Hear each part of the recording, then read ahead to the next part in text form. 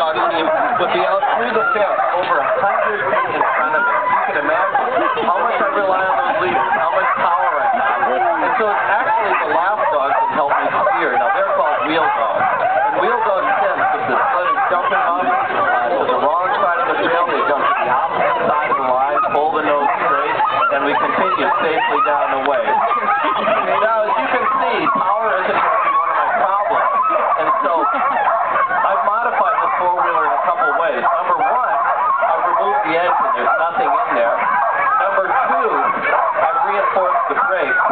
But I'll tell you what, if I wasn't tied off to this climbing rope that I have anchored in the riverbank here, I'd be out the gate already. So as soon as we get that last dog in, and as soon as we get the gate open, I'm going to take off. And when I get rolling on the other side, I'll try and give you a call and see how everything, tell you how everything's going.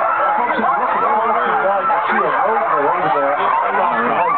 Watch this now, how quiet the dogs get. There we go. See, they quiet right down. And with two people on a 600-pound four-wheeler,